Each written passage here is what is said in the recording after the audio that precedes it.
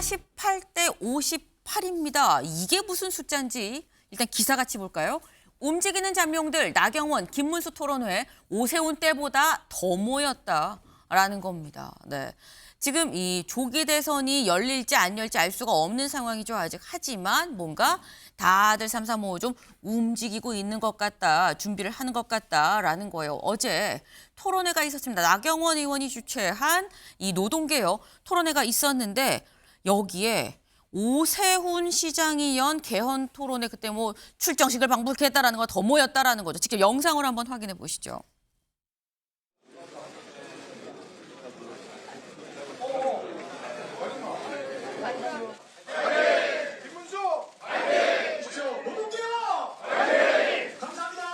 너무 많은 의원님들 함께해 주셔서 감사합니다.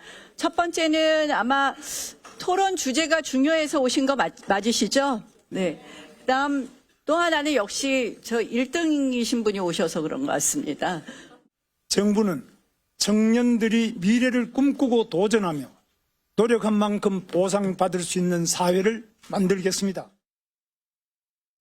네, 나경원 의원 1등이신 분이 오셔서 더 모이신 것 같아요 라고 했는데 1등이신 분 누구 싶었는데 바로 뒤에 나오죠. 김문수 장관입니다. 요즘 이 대선 여론조사 어떤 지지도, 선호도 조사를 해보면 여권 안에서 1위는 김문수 장관이 단연 1위로 지금 계속해서 나오고 있죠.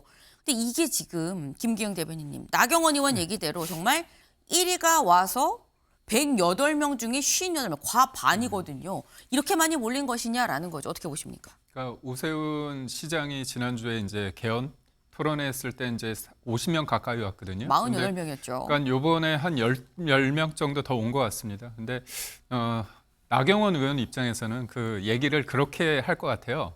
토론 주제 때문에 많이 오셨죠. 그리고 또 1등 주자 때문에 오셨죠. 그리고 저 때문에도 오셨죠. 이 말을 하고 싶었을 거예요. 세 번째 질문이 세 번째 말이 있었다. 예, 예. 그러니까 제가 볼 때 58명이 굳이 아주 공학적으로 따졌을 때 김문수 장관 때문에 왔느냐. 그거보다는 제가 볼 때 나경원 의원이 지금 여러모로 많은 목소리를 내고 있지 않습니까? 그렇기 때문에 나경원 의원 때문에 온 사람들 제법 있을 것 같습니다. 그렇기 때문에 오세훈 시장과의 그런 어떤 이른바 새 대결을 했을 때 네. 58대 48로 했을 때 그게 온전하게 김문수 장관의 몫이냐. 그 부분에 대해서는 약간 좀 달리 해석을 하고요.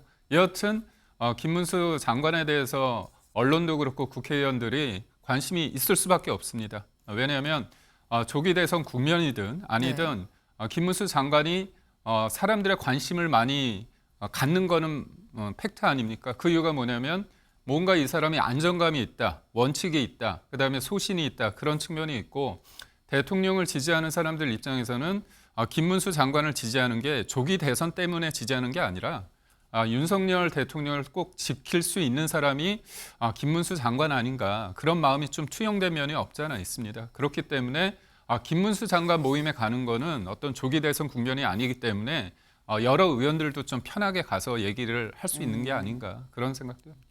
네. 그러니까 사실 뭐 꼭 김문수 장관 때문에라고는 얘기할 수 없지만 김문수 장관이 온 것도 있어서 많이들 가지 않았겠느냐라는 거예요. 지금 이 여러 이 흥행 요인 중에 하나는 어쨌거나 김문수 장관이 하나 꼽히고 있다라는 거죠. 왜? 지금 1위니까라는 겁니다. 근데 그래서 이 김문수 장관한테 기자들이 물어봤죠. 조기 대선 열리면 나가실 거예요. 뭐라고 대답했는지 들어보실까요? 그러면 80%가 나오면은 우선 출마하시는 것도 좀 고려를 하시는지가. 그 점에 대해서는 제가 말씀드릴 게 아닌 것 같습니다. 네, 김문수 장관 열리면 나가시는 거예요. 했더니 뭐 그거 내가 얘기할 게 아닌데, 그럼 뭐 나랑 뭐 상관없는 얘기인데 약간 이런 식으로 지금 슬쩍 얘기를 했어요. 근데 그러면서 기자가 확장성이 좀 떨어진다는 얘기가 있는데요라고 얘기를 했거든요. 그랬더니 또 이렇게 얘기를 합니다. 들어보시죠. 저는 대한민국의 가장 밑바닥 재단 보조, 미싱 보조 공장에서 7년 이상 공장 생활을 하고 가장 어려운 지역이라는 우리 부천 소사에서 국회의원도 제가 3번 했고요. 경기도에서 제가 도지사도 2번 했고 사회 가장 밑바닥에서부터 가장 남들이 하고 싶어하는 자리까지 해봤는데 이 약자를 보살피는 것이 공직자의 첫 번째 직분이다. 이 점을 잊은 적이 한 번도 없고 저는 그렇게 살아왔다고 생각합니다. 네, 김문수 지사 이렇게 얘기를 했죠. 볼까요? 대선 출마 검토한 적 없다던 김문수, 난 청계천 미싱 보조부터 출발했어요 라고 얘기를 했다라는 겁니다. 이게 김준욱 대변인 살짝 발끈하는 느낌도 없잖아 있긴 있었어요. 그러니까 이게 나 확장성 있어, 내가 왜 없어 라는 얘기를 지금 한 건데 진짜 대선 출마의 생각이 없는 거냐라는 거죠. 없으면 없다고 얘기했겠죠. 당연히 있으니까 지금 저런 말씀하시는 거 아닙니까? 당연한 질문을 하니까 내가 할 말이 아닌 것 같다라고 얘기하는 거죠. 아니, 지금 그 김문수 장관이 범여권 지지율 1위, 뭐 저기 정치권에는 지지율이 깡패라는 그런 속설도 있는 거 아닙니까? 그런 말처럼 지금 김문수 장관이 지지율 1위가 아니었다면 자료 화면에 나오는 것처럼 저렇게 많은 현직 국회의원들이 몰리고 단체 사진도 2번이나 찍었다는 거 아닙니까? 그렇다면 김문수 장관이 지금 저 상황 속에서 출마를 고민 안 한다라고 얘기하는 것 자체가 그렇게 얘기하면 오히려 그것이 거짓말이 될 가능성이 큰 것이고요. 지금 김문수 장관 같은 경우에는 이제까지 뭐 본인이 얘기하듯이 가장 밑바닥부터 가장 위의 자리, 남들이 하고 싶어하는 자리까지 다 해봤는데 유일하게 못 해본 딱 하나의 자리가 남아있다면 대통령이다. 뭐 이런 얘기 아니겠어요? 그런 얘기를 하고 싶은 거 아니겠어요? 그래서 아마 할 것으로 보이고 그리고 네. 이미 국민의힘에 상당히 많은 현역 의원들이 김문수 장관을 중심으로 모여가고 있는 것이고 특히 이번에 윤석열 대통령의 체포를 반대했던 소위 이 관저 사수대 그거 한 40명 된다는 거 아닙니까? 그분들과 지금 이 탄핵에 반대하고 있는 당의 많은 사람들, 이분들 친윤계까지 치면은 한 60, 70명 되는 의원들이 이미 사실상 김문수 의원 쪽으로 이렇게 줄을 많이 몰아서 가고 있는 무슨 분위기를 보면 앞으로 그 조기 대선이 언제 열릴지는 모르겠습니다만 열리게 됐을 때 김문수 장관의 출마는 사실상 삭제됐고 어저께 사실상의 출마 선언을 한 것이다 이렇게 평가하는 것이 맞을 것 같습니다. 네, 김문수 장관이 생각이 없었겠느냐, 없었다면 없다고 얘기를 할 텐데 그렇게 얘기를 안 하는 걸 보면 그리고 확장성 없다는데 발끈하는 걸 보면 이거는 생각이 많은 거다라는 취지의 말씀을 지금 하셨어요. 근데 살짝 아까 그 얘기도 살짝 나왔죠. 근데 이 토론회가 오세훈 시장의 토론회는 그때 이 개헌 토론회 48명이 왔던 토론회는 오세훈 시장이 주최를 한 토론회였습니다. 근데 어제 토론회는 아까 저희도 봤습니다만 나경원 의원이 주최한 토론회에 김문수 장관이 이 노동개혁 관련이니까 고용노동부 장관이 이 자리에 참석을 한 자리였었거든요. 그러니까 이게 김기영 대변인님 아까 살짝 비슷한 얘기를 좀 하셨던 것 같아요. 그러니까 사실상 이 토론의 주인공은 나경원 의원이어야 되는데 어떻게 보면 조연겸 온 김문수 장관이 더 지금 스포트라이트를 받게 되는 상황인 건데 이게 나경원 의원이 의도를 한 것이냐. 그러니까 쉽게 얘기해서 김문수 장관을 도와주려고 의도한 거냐 아니면 예상치 못했는데 씬스틸러로 저쪽으로 가네 스포트라이트 이런 거냐 뭡니까? 제가 볼 때 둘 다 윈윈 같습니다. 왜냐하면 윈윈이다. 섭외에 성공했다고 볼 수 있거든요.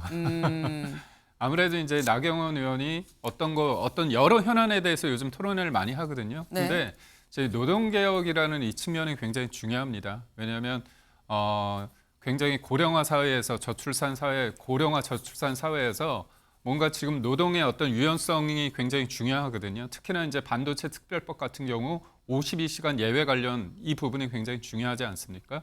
그러니까 대한민국의 어떤 성장 동력을 이끄는 데 있어서 노동개혁이 전제가 돼야 되는데 그렇다면 이 부분에 있어서 가장 주무장관이 누굽니까? 그러면 김문수 장관일 수밖에 없는 거고 결국은 우리가 대선을 만약에 하게 된다면 정책적인 면에 대해서 분명하게 민주당과 선을 그을 수 있는 부분이 이 부분이라고 저는 생각이 돼요. 그래서 소위 말해서 토론의 주제도 잘 뽑았고 그렇다면 그 사람을 누굴 할 것인가 섭외도 성공했기 때문에 나경원 의원 입장에서는 본인이 말하고자 하는 내용을 유력한 대선 주자라고 할 수 있는 사람을 통해서 어떤 판을 만들었기 때문에 저는 서로 간에 윈윈일 수 있다 그렇게 봅니다. 네, 지금 윈윈이다라고 말씀을 하셨는데 그럼 요렇게 한번 여쭤보겠습니다. 김기영 대변인님.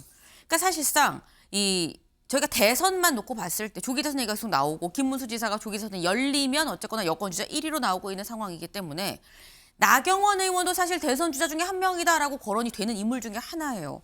그렇다고 한다면 나경원 의원은 지금 김문수 장관을 돕는 서포터로서의 본인의 어떤 스탠스를 잡은 것인지 아니면 내가 사실 플레이어 하려 그랬는데 어제 토론해 보니까 내가 본의 아니게 밀렸네가 되는 건지 뭐라고 보십니까? 그러니까 저는 만약에 조기 네. 대선 국면이 도래를 한다면 여러 가지 이제 부침이 있을 수 있습니다. 그러니까 지금은 굉장히 1등 주자라고 하는 사람이 앞서간다고 생각하지만 몇 번의 이벤트라고 할까요? 어떤 정치적인 이슈 때문에 부침이 있을 겁니다. 그래서 국민의힘 입장에서는 여러 어떤 대선 주자가 있는 건 좋습니다. 우리가 이제 기러기를 보면 어떤 목적지를 가기 위해서 기러기 맨 앞에 있는 기러기가 계속 끝까지 완주하는 경우, 끝까지 앞에 있는 경우가 없습니다. 서로 이렇게 돌아가면서 네. 힘을 모아가는 경우가 있거든요. 그런 측면에서 봤을 때 지금은 김문수 지사가 1등이지만 네. 언제든지 나경원 의원 입장에서는 5선도 했고 내가 이번에 이제 계엄과 탄핵 국면에서 확실한 메시지도 선명성 있게 냈기 때문에 분명히 어떤 실질적으로 대선 국면이 도래한다면 내가 가지는 장점을 쏟아낼 수 있다. 그만큼의 어떤 역량이 있다는 일종의 자신감도 필요하기 때문에 내가 역량이 있기 때문에 다른 사람이 오더라도 내가 이용되는 게 아니라 같이 윈윈할 수 있다. 그럼 뭐 좋게 보면 포용력까지 있다고 볼 수 있는 거죠. 네. 그러니까 지금 말씀은 다 가능성이 살아있는 카드다라는 말씀인 거예요. 플레이어가 될 수도 있고 아닐 수도 있고 약간 페이스메이커로 활동을 할 수도 있고 그건 아직 모른다. 아직 좀 변수가 너무 많다. 만약에 대선 국면이 열린다면이라는 전제로 말씀을 하셨어요. 근데 어쨌거나 지금 상당히 지금 제목 자체가 그래요. 네. 굉장히 많은 사람들이 지금 어쨌거나 대선에 지금 관심을 두고 있다. 대선 출마 검토한 적 없다고 그랬는데 이렇게 얘기한 거 아니야? 라는 이런 얘기까지 지금 제목으로 뽑힐 만큼 대선에 많은 관심을 갖고 있다라는 건데 몸 푸는 잠룡이 사실 또 있죠. 상당히 많습니다. 그중에 하나가 누구냐? 다음 기사 볼까요? 이윤 비상계엄 다음 날 용산서 면담 때 국회 해산할 수 있는데도 말 안 했다고 말했다라고 말을 하는 사람, 이 사람이죠. 누구냐? 한동훈 전 대표입니다. 한동훈 전 대표 책 지금 쓰고 있습니다라고 SNS에 얘기를 했는데 책 거의 다 쓴 것 같아요. 이제 26일 날 뭐 출간을 한다라고 했습니다만 어제부터 사실 뭐 예약을 받고 있다라고 하면서 실질적으로 안에 있었던 내용도 지금 흘러나오고 있어요. 책 내용에 뭐가 있느냐 이런 게 있다 그러고 합니다. 보겠습니다. 12.3 비상계엄 이튿날인 지난해 12월 4일에 윤 대통령이랑 면담을 하면서 윤 대통령이 말하길 자신이 국회 해산도 할 수 있었는데 해산을 하지 않지 않았느냐, 이 국회 해산을 하지 않지 않았느냐라는 취지의 대목이 담겼다라는 거예요. 여기에 대해서 이 한 대표가 당시에 이 발언에 이해가 좀 되지 않았다가 나중에 비상 입법기구를 만들 계획이 있었다는 걸 알고 황당한 말상이라고 여겼다고 한다. 요 내용이 담겼다는 거죠. 더불어서 여기도 있습니다. 책에. 그때 면담한 자리에서 한동훈 대표가 왜 날 체포하려고 한 겁니까? 라고 물었더니 전혀 사실이 아니다 라고 하면서 한 얘기가 만약 정치인 체포를 하려고 했으면 방첩사령부를 동원했을 건데 이번 계엄에서 방첩사 동원하지 않았다 라고 얘기를 했다라는 거예요.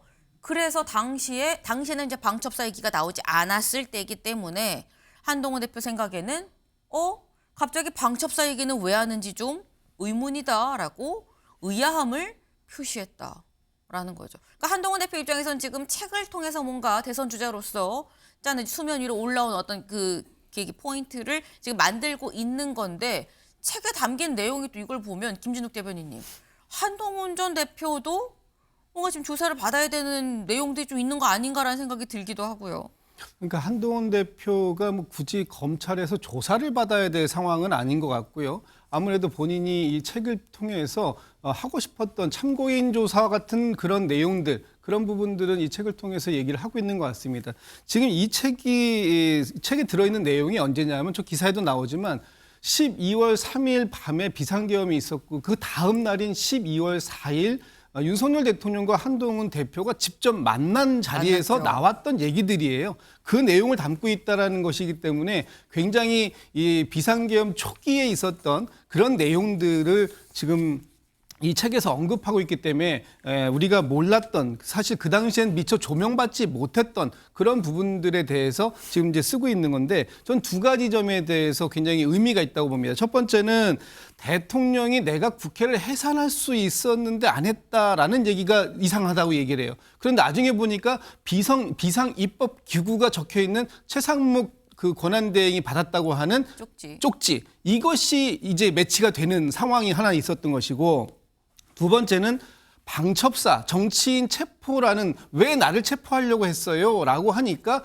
아니 당신이 체포된다는 것은 포고령을 어겼기 때문에 그랬겠지라고 하는데, 당시에 정치인 체포에 대해서도 확정적으로 나왔던 얘기가 12월 6일 날 홍장원 국정원 1차장이 국회에 와서 얘기하면서 나왔던 얘기이기 때문에 12월 4일 날 정치인 체포 얘기, 거기에 방첩사 얘기가 나왔다라는 것이 굉장히 의아했다. 지금 와 보니까 이미 다 계획이 있었던 거구나, 이렇게 알게 됐다라는 내용들을 담고 있기 때문에 굉장히 의미가 있다라고 보여지는데, 지금 한동훈 대표가 이 얘기를 그럼 책에 왜 썼을까라는 것이 가장 중요한 포인트겠죠. 한동훈 대표가 이번 조기 대선이 벌어진다면, 저는 조기 대선이 예정되어 있다고 보는데, 조기 대선에 참여하겠다는 의지를 명확하게 드러낸 것이고, 당내에서 좀 전에 나왔던 김문수, 나경원 이 두 분은 협력적 경쟁 관계라면 나는 정확한 경쟁 관계의 포지션을 가져가겠다라는 것을 지금 얘기하고 있는 거죠.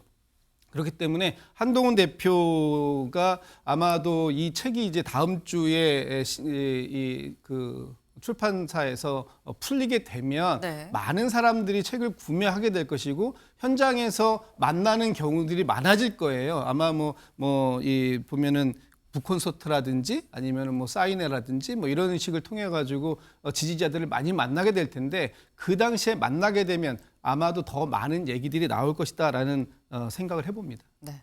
지금 말씀은 한동훈 대표가 이러저러한 내용들, 윤 대통령을 만나서 얘기했었던 이런 부분들을 굳이 넣은 이유가 나는 탄핵에 찬성하는 사람이다라는 본인의 스탠스를 명확하게 다시 한번 다지기 위해서 이런 내용들을 넣은 거 아니겠느냐라는 말씀이에요. 그렇다고 한다면 한동훈 대표는 26일에 책 출간과 함께 나는 탄핵에 찬성한 여권의 대선 주자라는 타이틀로 나오려고 할 것이다 라는 건데, 지금 관련해서 사실 또 이런 부분이 있어요. 근데 이 책에 타이틀은 명확한데 거기 보통 저자 이력이 쭉 나와 있죠. 근데 보면 저자 소개에 21년한 검사 이력이 빠졌다라는 거예요. 근데 이 검사 이력은 그럼 김기영 대변인님 왜 빠진 것이냐라는 거죠. 저는 한동훈 대표가 이제 73년생 아닙니까? 나이가 저보다 이제 2살이 많은데 52년 동안의 자기 삶에 있어서 반 이상, 그러니까 20여 년 동안의 검사 생활에, 검사 때 어떤 그런 기간에 대해서 구체적으로 언급을 안 했다. 제가 볼 때는 좀 솔직하지 못한 겁니다. 제가 볼 때 잘한 게 있고 아쉬운 게 있겠죠. 물론 윤석열 대통령과의 어떤 차별을 위해서 검사 다음에 또 검사가 대통령이 되고자 하는 게 맞냐고 그렇게 국민들이 질문했을 때 나는 이런 부분에 있어서 다르다, 아니면 검사이기 때문에 더 잘할 수 있다, 그런 당당함을 보이면 되거든요.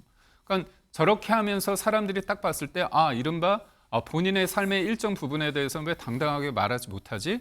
그리고 대통령과의 어떤 차별화를 위해서 너무나 정치적으로 접근하는 게 아닌가, 그런 생각을 할 수 있다는 거죠. 그래서 저는 한동훈 전 대표가 검사 시절에 했던 거, 법무부 장관에서 장관으로서 했던 부분 중에서 분명히 잘한 부분이 있을 겁니다. 왜 없겠습니까? 그것으로 인해서 어떻게 보면 대통령과의 관계 속에서, 그리고 대통령이 비대위원장이라는 자리도 준 거잖아요, 사실상. 그렇다면 거기에서 어떤 의미가 있었고 어떤 부분에 아쉬움이 있었는지 그냥 모든 공과에 대해서 얘기하고, 그런 부분에 대해서 이른바 독자나 국민들이 봤을 때 이런 부분에 아쉬움은 있지만 이 사람이 검사가 아니라 이제 정치인으로 변했을 때 그런 검사로서의 어떤 장점이 정치인한테 이렇게 이어지고, 검사이기 때문에 좀 한계가 여기에 나왔구나. 그렇지만 앞으로의 미래에 있어서는 내가 모든 것들을 다 보여줬기 때문에 뭔가 이 사람에 대해서 객관적으로 판단할 수 있고 미래를 같이 할 수 있겠구나. 그렇게 하게 만드는 게 더 중요하다고 봅니다. 네.